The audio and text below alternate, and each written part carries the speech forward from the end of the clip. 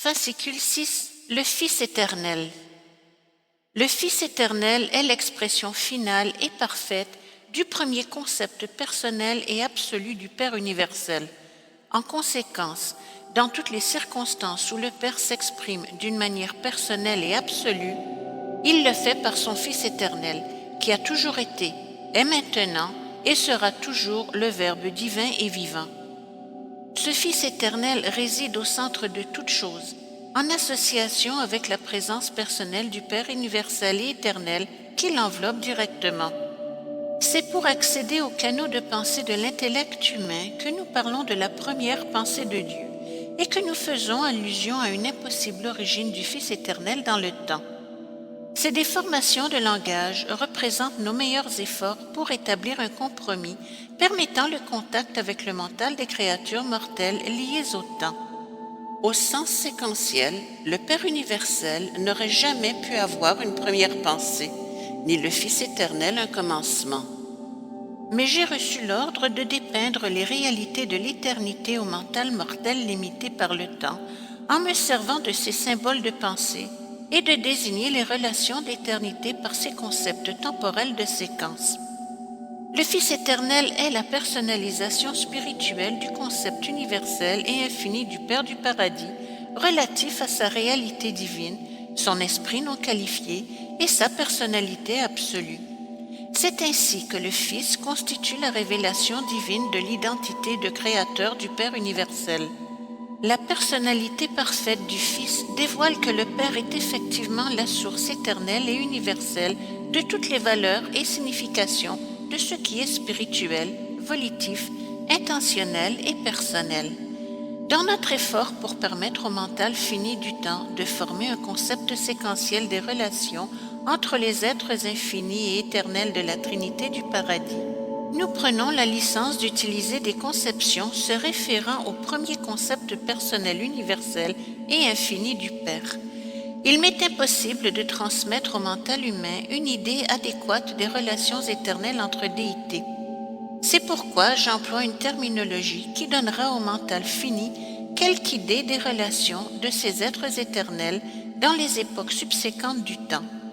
Nous croyons que le Fils est issu du Père. On nous enseigne que tous deux sont inconditionnellement éternels.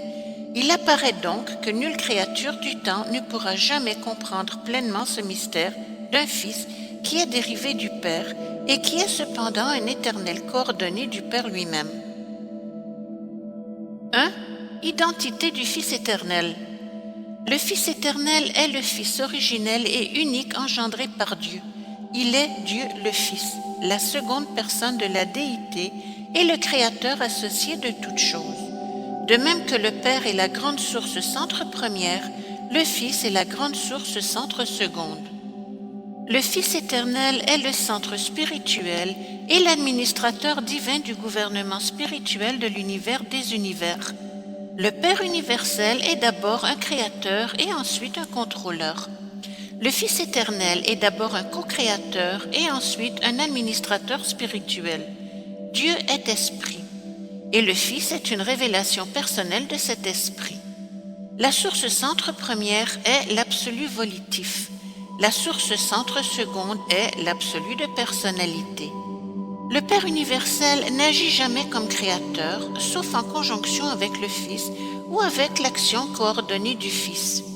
Si l'auteur du Nouveau Testament s'était référé au Fils éternel, il aurait exprimé la vérité lorsqu'il a dit « Au commencement était le Verbe, et le Verbe était avec Dieu, et le Verbe était Dieu. Toutes choses ont été faites par lui, et rien de ce qui a été fait ne l'a été sans lui. » Lorsqu'un fils du Fils éternel apparut sur Urantia, ceux qui fraternisèrent avec cet être divin sous forme humaine parlèrent de lui comme de celui qui était dès le commencement, que nous avons entendu, que nous avons vu de nos yeux, que nous avons regardé, que nos mains ont touché, le Verbe même de vie. Et ce Fils d'effusion provenait du Père tout aussi véritablement que le Fils originel. Il y fit allusion dans une de ses prières terrestres. « Et maintenant, ô mon Père, glorifie-moi par toi-même de la gloire que j'avais auprès de toi, avant que ce monde ne fût. » Le Fils éternel est connu sous des noms divers dans les différents univers. Dans l'univers central, on l'appelle la source coordonnée, le co-créateur et l'absolu associé. Sur Uversa, siège de votre super-univers, nous désignons le Fils comme le centre d'esprit coordonné et comme l'éternel administrateur d'esprit. Sur Salvington, siège de votre univers local, le Fils est connu comme source-centre éternel seconde. Les Melchisédek l'appellent le Fils des Fils. Sur votre monde, mais non dans votre système de sphère habitée, le Fils originel a été confondu avec un Fils créateur coordonné, Michael de Nébadon, qui s'est effusé sur les races des mortels d'Urantia. Bien que tout fils du paradis puisse à juste titre être appelé Fils de Dieu, nous avons l'habitude de réserver l'appellation de Fils éternel au Fils originel, source centre seconde, co-créateur avec le Père universel de l'univers central de puissance et de perfection, et co-créateur de tous les autres fils divins issus des déités infinies. 2. Nature du Fils éternel. Le Fils éternel est aussi invariant et infiniment digne de confiance que le Père universel. Il est également tout aussi spirituel que le Père, tout aussi véritablement un esprit illimité. À vous, qui êtes d'humble origine, le Fils doit apparaître comme plus personnel que le Père universel, car il y a un échelon de moins pour l'approcher. Le Fils éternel est le Verbe éternel de Dieu. Il est entièrement semblable au Père. En fait, le Fils éternel est Dieu, le Père manifesté personnellement à l'univers des univers. Et c'est ainsi en vérité qu'on a pu, que l'on peut et que l'on pourra toujours dire du Fils éternel et de tous les fils créateurs coordonnés, celui qui a vu le Fils a vu le Père. En nature, le Fils est entièrement semblable au Père spirituel. Lorsque nous adorons le Père universel, nous adorons effectivement en même temps Dieu le Fils et Dieu l'Esprit. Dieu le Fils est tout aussi divinement réel et éternel en nature que Dieu le Père. Non seulement le Fils possède toute la droiture infinie et transcendante du Père, mais il reflète aussi toute la sainteté de caractère du Père. Le Fils partage la perfection du Père et partage conjointement avec lui la responsabilité d'aider toutes les créatures d'imperfection dans leurs efforts spirituels pour atteindre la perfection divine. Le Fils éternel possède tout le caractère de divinité du Père et tous ses attributs de spiritualité. Le Fils est la plénitude de l'absoluité de Dieu en personnalité et en esprit, et le Fils révèle ses qualités dans sa gestion personnelle du gouvernement spirituel de l'univers des univers. Dieu est vraiment un esprit universel. Dieu est esprit, et cette nature spirituelle du Père est focalisée et personnalisée dans la déité du Fils éternel. Chez le Fils, toutes les qualités spirituelles paraissent grandement rehaussées par différenciation avec l'universalité de la source centre première. Et de même que le Père partage sa nature spirituelle avec le Fils, de même les deux partagent l'Esprit divin tout aussi pleinement et sans réserve avec l'acteur conjoint, l'Esprit infini. Dans l'amour de la vérité et la création de la beauté, le Père et le Fils sont égaux, sauf que le Fils paraît se consacrer davantage à réaliser la beauté exclusivement spirituelle des valeurs universelles. En divine bonté, je ne discerne aucune différence entre le Père et le Fils. Le Père aime ses enfants dans l'univers comme un Père. Le Fils éternel regarde toutes les créatures à la fois comme un Père et comme un frère. 3. Ministère de l'amour du Père. Le Fils partage la justice et la droiture de la Trinité, mais couvre ses traits de divinité par la personnalisation infinie de l'amour et de la miséricorde du Père. Le Fils est la révélation de l'amour divin aux univers. De même que Dieu est amour, le Fils est miséricorde. Le Fils ne saurait aimer plus que le Père, mais il peut témoigner un supplément de miséricorde aux créatures, car non seulement il est un créateur primordial comme le Père, mais il est aussi le Fils éternel de ce même Père. Il partage ainsi l'expérience de filiation de tous les autres fils du Père universel. Le Fils éternel est le grand ministre de la miséricorde pour toute la création. La miséricorde est l'essence du caractère spirituel du Fils. Lorsque les commandements du Fils éternel sont émis sur les circuits d'esprit de la source centre-seconde, ils le sont au diapason des notes de miséricorde. Pour comprendre l'amour du Fils éternel, il faut d'abord percevoir sa source divine, le Père, qui est amour, et ensuite contempler le développement de cette affection infinie dans le vaste ministère de l'Esprit infini et de sa multitude à peu près illimitée de personnalités tutélaires. Le ministère du Fils éternel est consacré à la révélation du Dieu d'amour à l'univers des univers. Ce Fils divin n'a pas entrepris la tâche avilissante d'essayer de persuader son gracieux Père d'aimer ses humbles créatures et de témoigner de la miséricorde aux malfaisants du temps. Quelle erreur d'envisager le Fils éternel comme suppliant le Père universel d'être miséricordieux envers ces humbles créatures des mondes matériels de l'espace. De tels concepts de Dieu sont absurdes et grossiers. Il vaudrait mieux réaliser que tous les secours miséricordieux des fils de Dieu révèlent directement le cœur du Père, plein d'amour universel et de compassion infinie. L'amour du Père est la source réelle et éternelle de la miséricorde du Fils. Dieu est amour, le Fils est miséricorde. La miséricorde est l'amour appliqué, l'amour du Père en action dans la personne de son Fils éternel. L'amour de ce Fils universel est également universel. À la manière dont l'amour est compris sur la planète sexuée, l'amour de Dieu se compare mieux à l'amour d'un père, tandis que l'amour du Fils éternel ressemble davantage à l'affection d'une mère.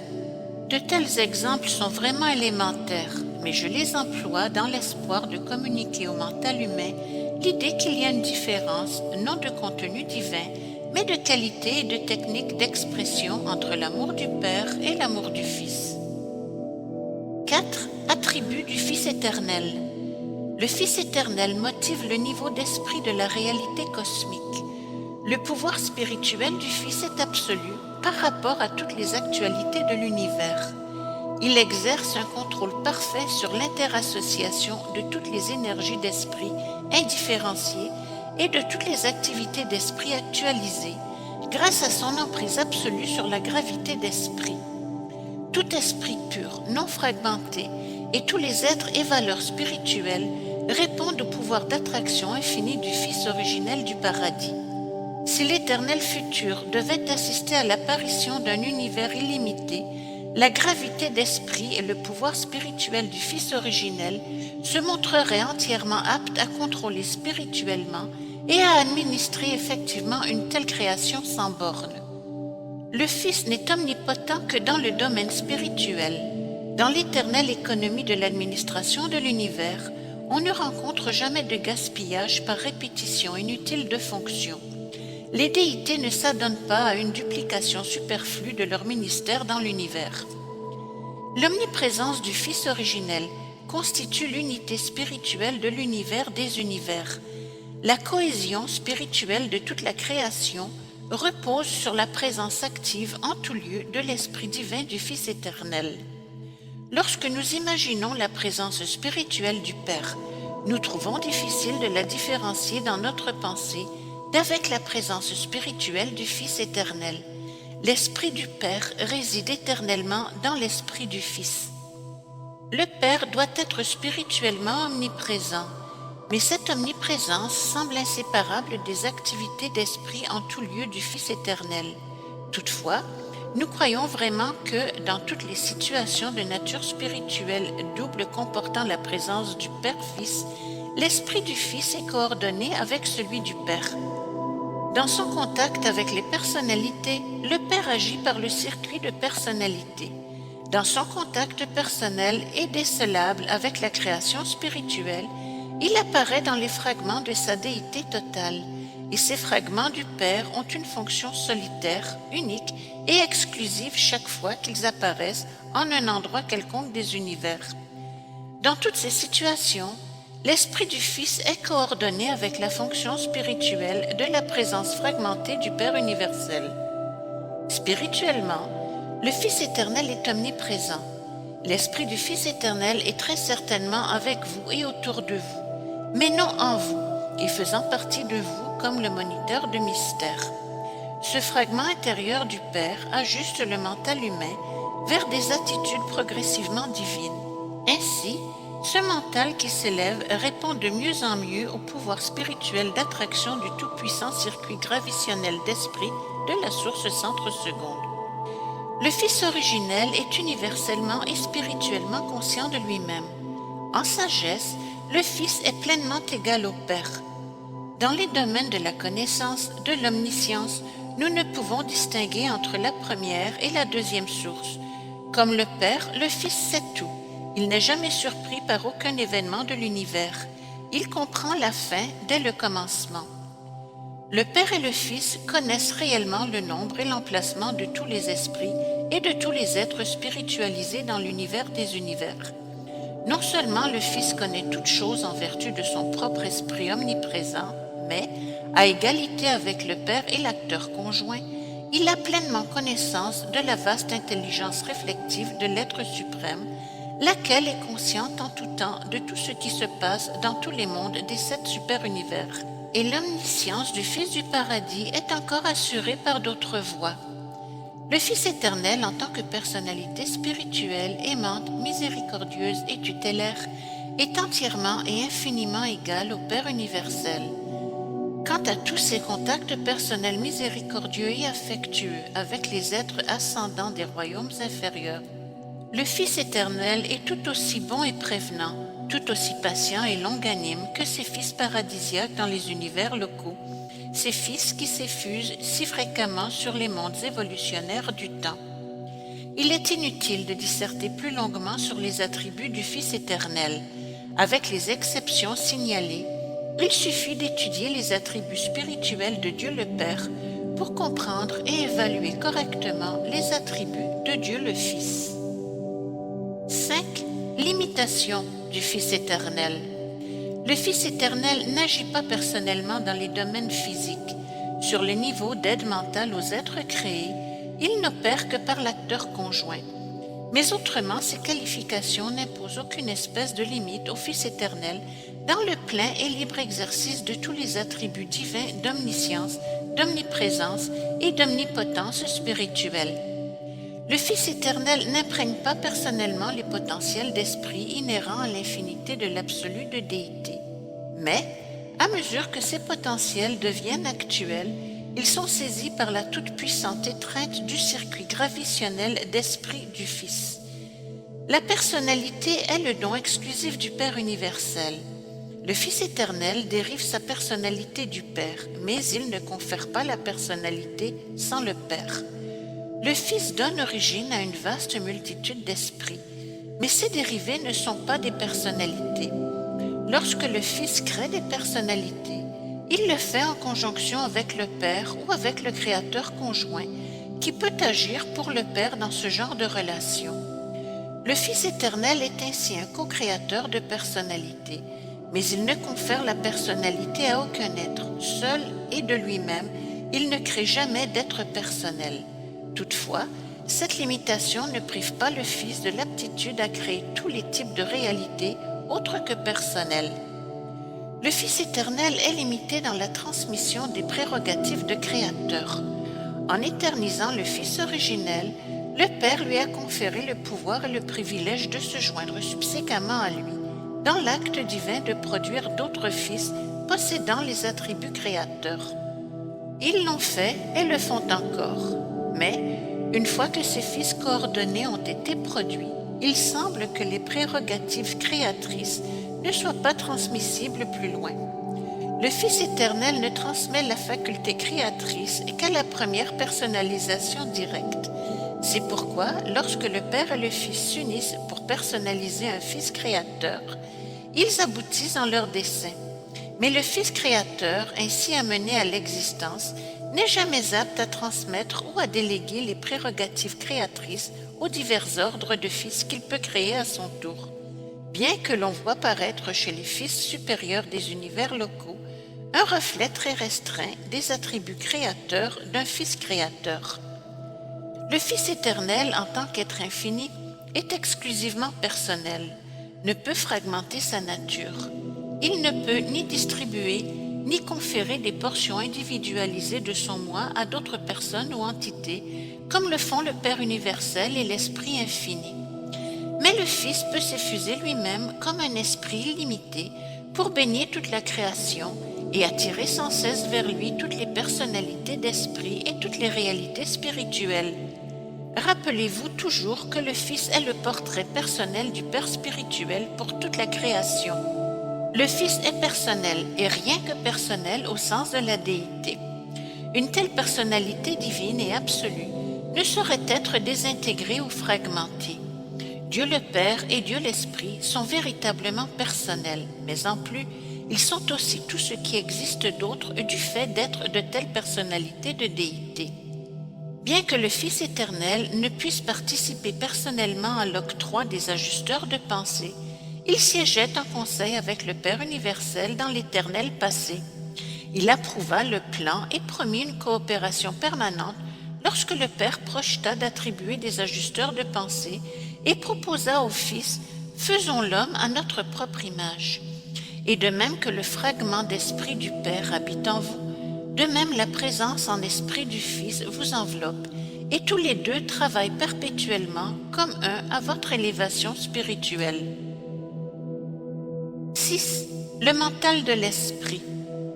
Le Fils éternel est esprit et possède un mental, mais non un mental et un esprit que le mental humain puisse comprendre.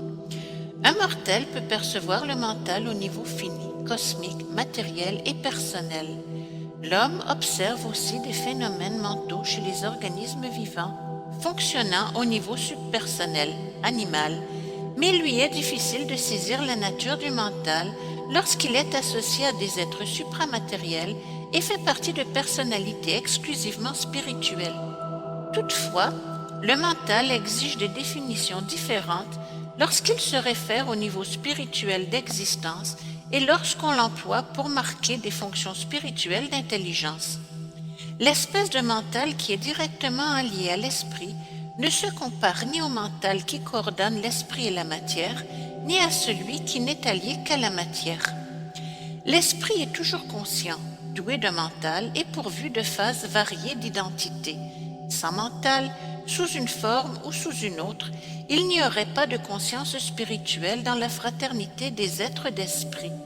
L'équivalent du mental, l'aptitude à connaître et à être connu, est naturel chez la déité. La déité peut être personnelle, prépersonnelle, superpersonnelle ou impersonnelle, mais n'est jamais dépourvue de mental, c'est-à-dire qu'elle est au moins douée d'aptitude à communiquer avec des êtres, des personnalités ou des entités similaires. Le mental du Fils éternel est semblable à celui du Père, mais dissemblable de tout autre mental dans l'univers et, avec le mental du Père, il est l'ancêtre des vastes dotations mentales diverses du Créateur conjoint. Le mental du Père et du Fils est cet intellect ancestral par rapport au mental absolu de la source centre troisième, et le meilleur exemple que l'on en puisse donner est peut-être le prémental des ajusteurs de pensée. En effet, bien que ces fragments du Père soient entièrement extérieurs au circuit mental de l'acteur conjoint, ils ont une certaine forme de prémental. Ils connaissent comme ils sont connus, ils jouissent de l'équivalent de la pensée humaine. Le Fils éternel est entièrement spirituel, l'homme est à très peu de choses près entièrement matériel. C'est pourquoi bien des choses concernant la personnalité spirituelle du Fils éternel, concernant ces 7 sphères spirituelles qui entourent le paradis et la nature des créations impersonnelles du Fils du paradis, devront attendre que vous ayez obtenu le statut spirituel qui suivra l'achèvement de votre ascension morontielle de l'univers local d'un ébadon. C'est alors, tandis que vous traverserez le super-univers et continuerez votre chemin vers Avona, que beaucoup de mystères cachés dans l'esprit se clarifieront à mesure que vous commencerez à être doué du mental de l'esprit, la clairvoyance spirituelle. 7. Personnalité du Fils éternel.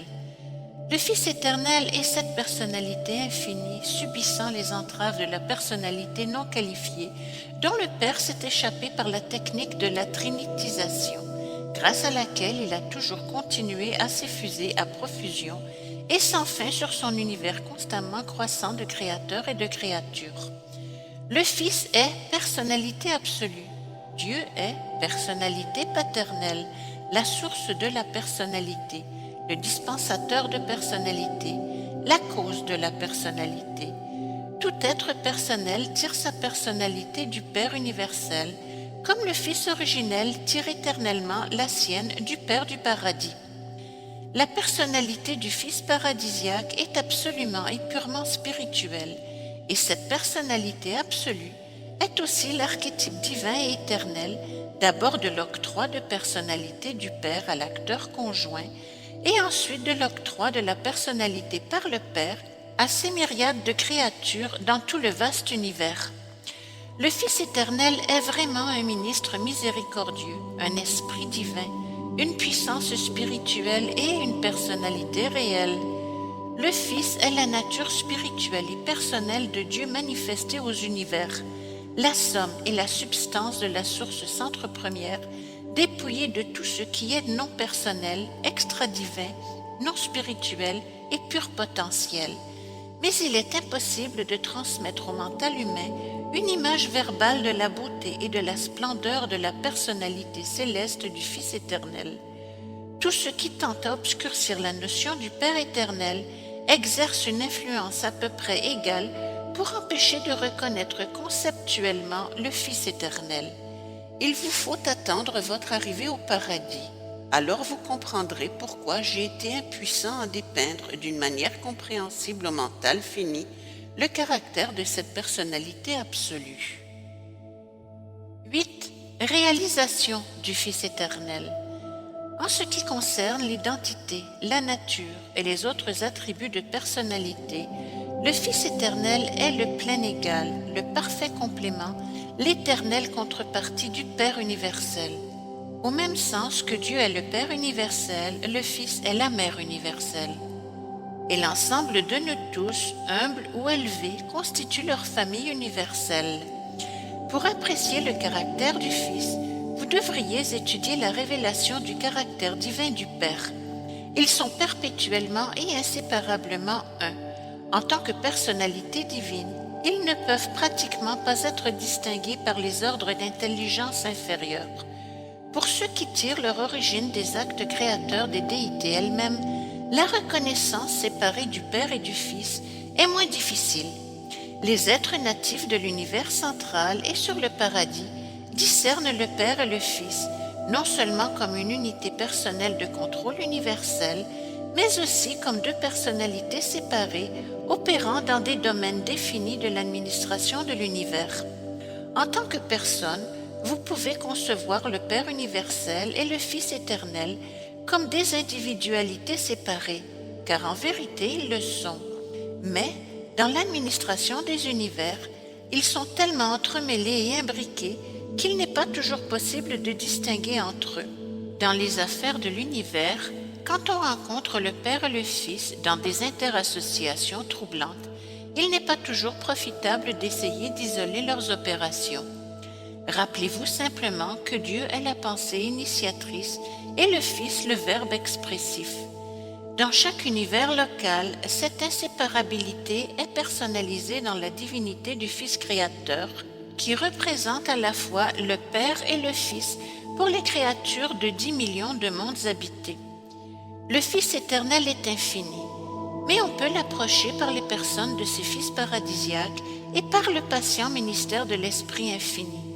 Sans le service d'effusion des fils du paradis et le ministère aimant des créatures de l'Esprit infini, les êtres d'origine matérielle n'auraient guère l'espoir d'atteindre le Fils éternel.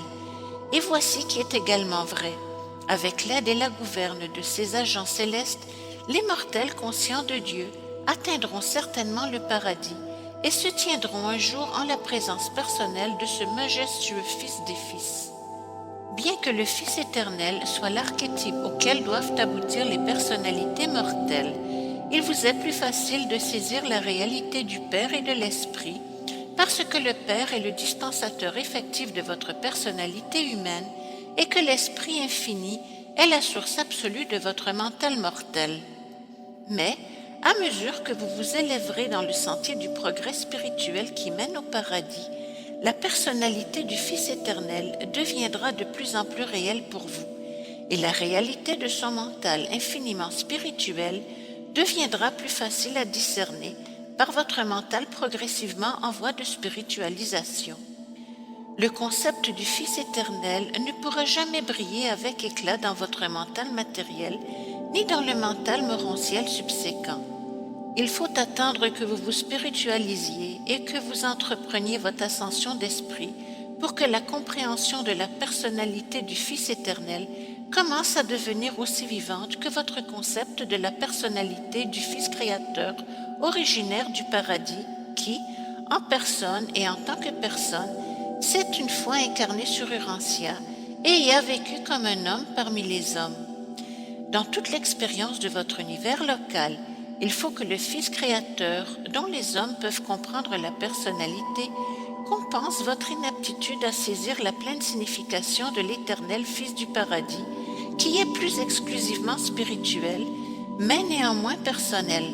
Lorsque vous vous élèverez en passant par Orvonton et Avona, et que vous laisserez derrière vous l'image vivace et les profonds souvenirs du Fils créateur de votre univers local, le dépassement de votre expérience matérielle et morontielle sera compensé par des concepts toujours plus vastes et une compréhension plus intense du Fils éternel du paradis, dont la réalité et la proximité augmenteront constamment à mesure que vous progresserez vers le paradis.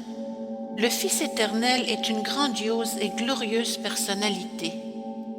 Bien que le mental humain et matériel n'ait pas le pouvoir de saisir l'actualité de la personnalité d'un tel être infini, ne doutez pas, il est une personne. Je sais de quoi je parle. Je me suis tenu en la présence divine de ce Fils éternel dans des occasions presque innombrables, et j'ai voyagé ensuite dans l'univers pour exécuter ses gracieux commandements. Rédigé par un conseiller divin chargé de formuler cet exposé dépeignant le Fils éternel du paradis.